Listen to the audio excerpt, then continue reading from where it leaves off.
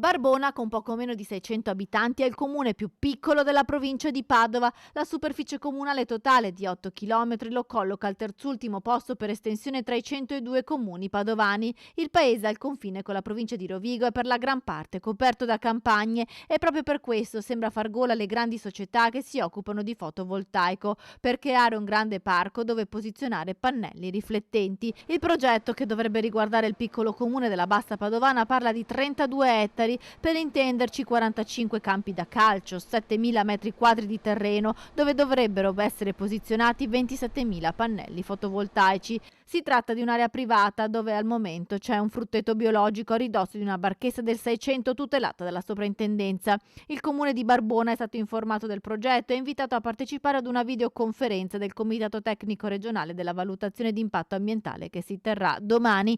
Il sindaco Francesco Peotta è cauto prima di mostrare preoccupazione. Prima di vedere facciamo fatica a esprimere e a fare qualsiasi commento. Prima andiamo a qualsiasi valutazione a una nostra presa d'atto della situazione e quindi poi valuteremo di fare tutto quello che è necessario nella tutela del territorio e dei cittadini.